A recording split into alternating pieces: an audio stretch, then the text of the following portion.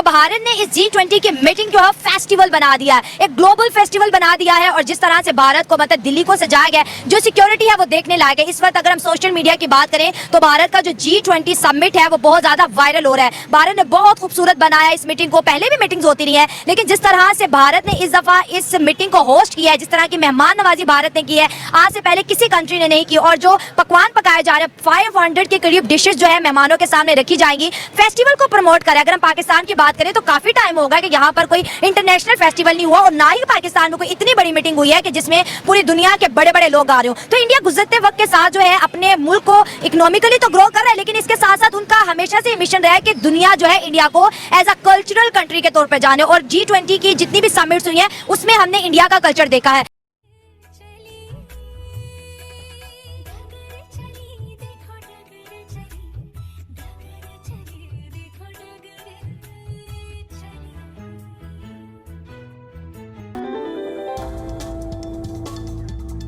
The moment you step out of New Delhi's Indira Gandhi International Airport, you get to see this.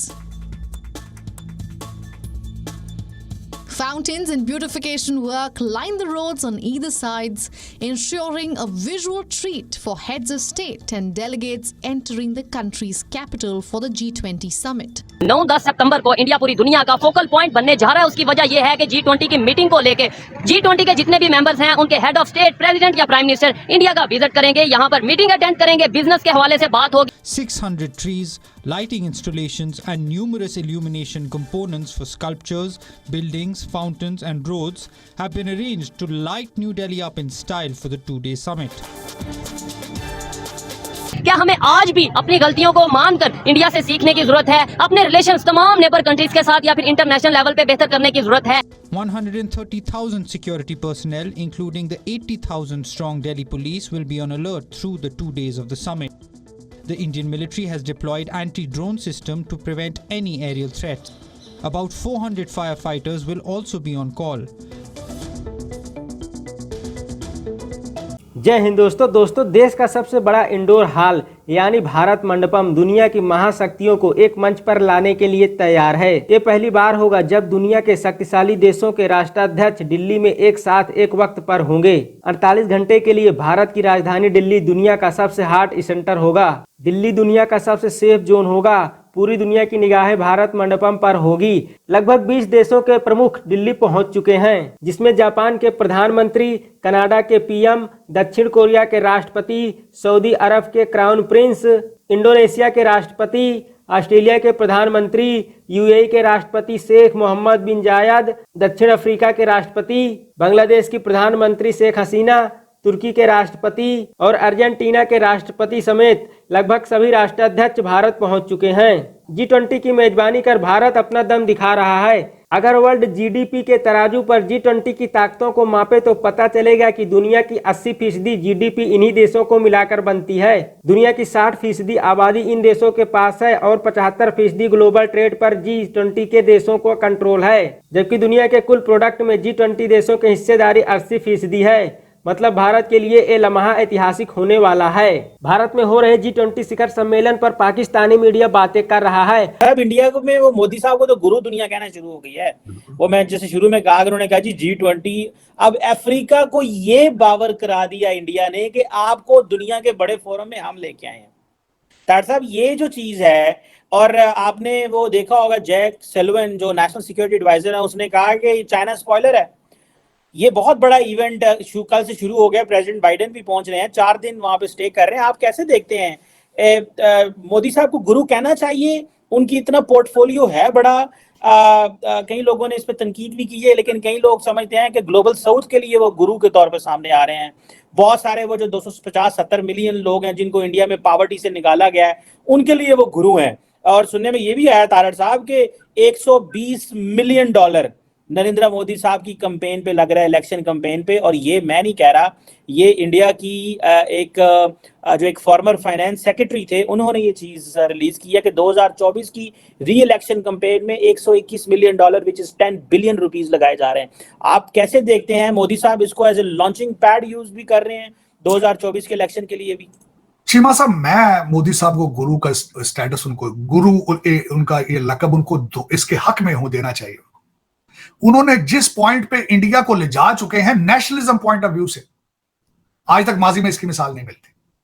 Doctor Manmohan Singh, अब मैं उनसे भी बड़ा Impress था, लेकिन वो भी इस लेवल पर नहीं ले जा सके। He was an economist, very fair person, very fair person. मिसालें दी जा सकती हैं। मैं खुद तो नहीं मिला, लेकिन मेरे दोस्त मिले। मैं बाहर बैठा हुआ था कहीं, लेकिन मैंने जब उनके कैरेक्टर में भी चीजें देखी, रिमार्केबल कैरेक्टर। लेकिन मोदी जो मैं देखे, सबसे बड़ी बात, आपको पसंद, हमारे देखने वाले पाकिस्तानी भाइयों को ये बात अच्छी ना लगे तो कोई फर्क नहीं पड़ता, लेकिन मैं हमेशा ये कहता रहा हूं, हिंदुस्तान के लिए मोदी जी इज ए गुरु। और आपको भी मॉडल, आई विश कि आपको भी उस तरह का कोई मॉडल मिले जो आपको नेशनलिज्म के लिए आपको उभार सके। नेशनलिज्म आपको एज ए कौम वो बताए कि आगे तरक्की किस तरह करें, जाना किस तरह। अब उसमें मैं एक और बात बताना चाहूंगा आपको, जो मैं क्वाइट इंप्रेसिव, आजकल जो वाशिंगटन डीसी में मुख्तलिफ तनाजर से जो बातें हो रही हैं, जिसके बारे में कई आर्टिकल भी लिखे जा चुके हैं कि अमेरिका और भारत की जो पार्टनरशिप है, आइदर उसमें भारत जो है वो डिलीवर कर पाएगा अमेरिका की एक्सपेक्टेशंस, और उसमें वो बड़ी खूबसूरती से बैलेंस उन्होंने किया हर चीज को। ये भी रिमार्केबल, चाहे उसका क्रेडिट मोदी साहब को दें, डॉक्टर जयशंकर को दें। अमेरिका के साथ पार्टनरशिप के बावजूद रशिया से तेल लिया उन्होंने, उससे पैसा बनाया, अपनी इकोनॉमी इन्फ्लेशन को लिड पे रखा, कंट्रोल में रखा। उसके बाद चाइना के साथ कॉन्फ्लिक्ट में नहीं गए वो, हालांकि अमेरिका चाहता था कि कॉन्फ्लिक्ट में जाए चाइना के साथ, वो नहीं गए। आज भी ट्रेड उनका उसी लेवल पर, बल्कि आगे जा चुका उनका ट्रेड। लद्दाख में वो इंटरेस्टेड थे कि अमेरिका इंटरेस्टेड था कि चाइना जो है वो भारत के साथ कन्फ्रंटेशन करे वहां पे। इन्होंने एक्सरसाइज भी की हिमालय में, लेकिन कन्फ्रंटेशन में नहीं गए वो, बल्कि किसी एग्रीमेंट पर जा रहे हैं अपने टेरिटरी में, उसमें चाइना के साथ। So how they are managing, how they are manoeuvring everything on a foreign policy basis पे। इस टाइम पाकिस्तान की जो इंटरनेशनल लेवल पे इमेज है और साथ ही हमारा नेबर कंट्री है इंडिया, उनकी जो इंटरनेशनल लेवल पे इमेज है, क्या कहना चाहेंगे आप?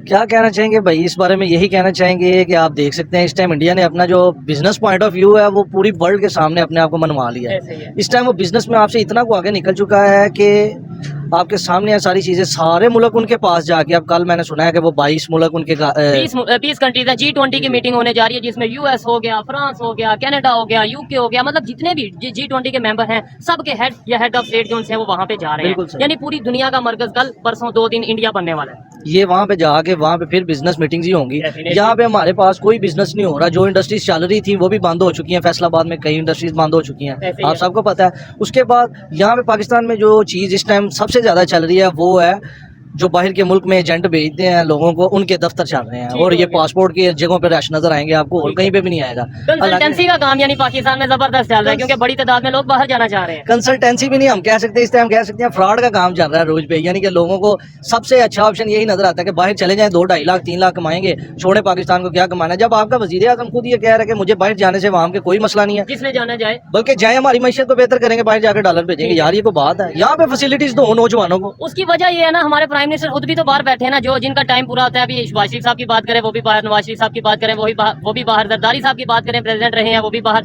इसलिए फिर एक ट्रेंड बन गया है। लेकिन ये तो एक मजाक में हम बात कर रहे हैं, सीरियस नोट पे अगर बात करें, ये बड़ी संजीदा सूरत हाल है इस टाइम जो पाकिस्तान में चल रही है। हर दूसरा पाकिस्तानी चाह रहा है मैं बाहर चला जाऊं। बिल्कुल सही बात है भाई, जिनके कारोबार चल रहे हैं वो भी कह रहे हैं हम किसी तरह कोई बंदा हमसे 40-50 लाख रुपया ले, हमें फैमिली वीजा दे, हम यहाँ से छोड़ के बाहर चले जाएं। यानी यहाँ पे दिन ब दिन नई टेंशन बनी होती है। हम पूरी दुनिया में आइसोलेट होते नजर आ रहे हैं। पहले तो ये कहा जाता था ये जो उनसे नॉन मुस्लिम कंट्रीज हैं, आप इसे एग्री कर रहे हैं या डिसएग्री, लेकिन ये कहा जाता था, तासुर दिया जाता था ये नॉन मुस्लिम कंट्रीज ना पाकिस्तान के अगेंस्ट साजिश करते हैं, इसलिए हमारे उनके साथ रिलेशन नहीं बेहतर। अब तो इस्लामिक कंट्रीज भी हमारे साथ रिलेशन नहीं बेहतर कर रहे हैं। यूएई की बात करें, सऊदीया की बात करें, दूसरे कंट्रीज की बात करें, आपको लगता है कि बिजनेस डील्स हो रही हैं हमारी? बिजनेस डील छोड़ें यार भाई, मैं आपको एक छोटी सी सिंपल सी बात बताऊंगा, इंशाल्लाह आपको समझ भी आ जाएगी। देखें, जब आपके रिश्तेदारों में कोई बंदा गरीब होता है ना, उसका कोई रिश्तेदार नहीं होता ना उससे कोई रिलेशन रखना चाहता है। इसी तरह भूखे बंदे के साथ कोई रिलेशन नहीं होता। पाकिस्तान इस टाइम भूखा नंगा मुल्क है। हर बंदा कहता है ये हमारे पास आया होगा इसी सिचुएशन के लिए आया होगा, एक अरब डॉलर दे दो, 1 अरब डॉलर दे दो, 1 अरब डॉलर। यार जब तुम लोगों ने उसे कहीं इस तरह जनरेट ही नहीं करना कि वो पाकिस्तान के लिए बेहतर बने, वो 1 अरब डॉलर आपने उसे सिर्फ और सिर्फ इस तरह करना कि हमने अपनी याशियों में लगाने हैं। वो प्रोग्राम आ गया, PSL का इवेंट आ गया जो आपने वो चलाना है, वहाँ पे तमाशबीनी में आपने उड़ाने हैं।